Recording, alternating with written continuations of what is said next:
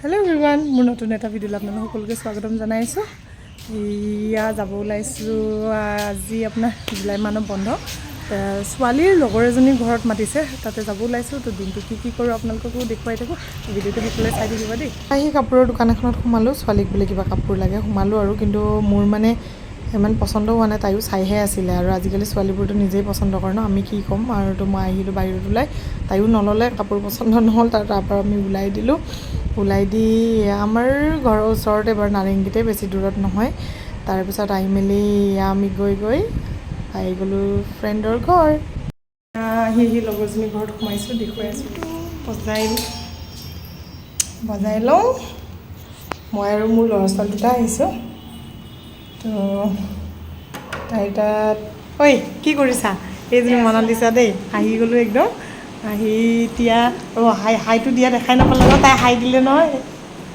ঠাণ্ডা ৰেডি হৈ আছে, এতিয়া ঠাণ্ডা খাম আমি। আৰু এইফালে মই বনাই আনিছিলোঁ পিঠা, তাইক দি দিলোঁ বাৰু খাবলৈ। আহি এটা প্ৰিয় বস্তু পাই গ'লোঁ দেই, কঁঠাল। তাইৰ তাত আছিলে কঁঠাল, তো একদম প্ৰিয়, এবাৰ ইমান খাবও পোৱা নাই। তো লৈ ল'লোঁ কঁঠাল, আৰু কঁঠালতে নহয় অকণমান নিমখ সানি লৈছোঁ দেই। পকা কঁঠালত নিমখ সানিলে মায়ে কোৱা কথা আৰু হজম হয়, সেইটো কাৰণে ধুনীয়াকৈ অকণমান নিমখ লগাই এতিয়া কঁঠালৰ জুতিটো লৈ ল'ম, তাৰপাছতে খানাত লাগিম একদম টেষ্টিকৈ।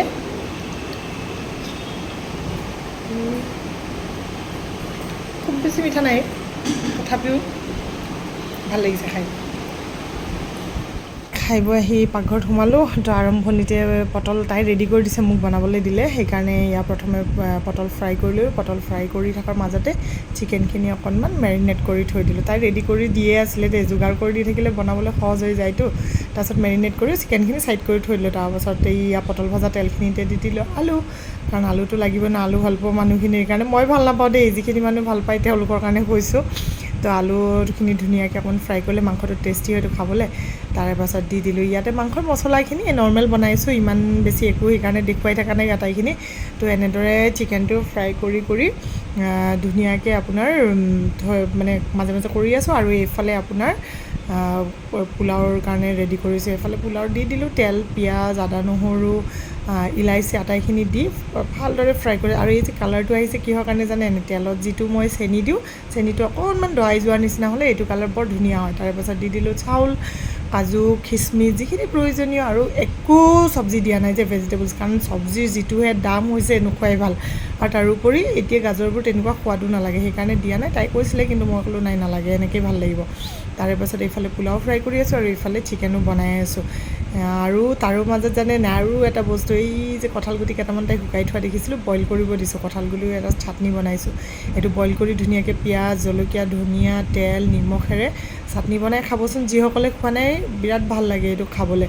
তাৰে পাছত এইখিনি ধুনীয়াকৈ বনাই মেলি এইফালে কলাৰ দালি পিচি থৈছিলে, তাই কিবাকিবি বহুত কৰিছে দেই। তাৰে পাছত সেয়া বৰ বনালোঁ, বৰ বনাই উঠি তো আজিৰ খানাত আছিলে কি জানে, পোলাও, কলাৰ দালি, বৰ, আৰু তাই কলডিলৰ কাটলেট বনাইছে। ইমান যে টেষ্টি হৈছে ন এইটো খাবলৈ। আৰু এইখিনিতো দেখুৱালোৱেই মই আপোনালোকক। আজি দিনটো এনেদৰে গ'ল, বনালোঁ, খালোঁ, বলোঁ, আহিলোঁ।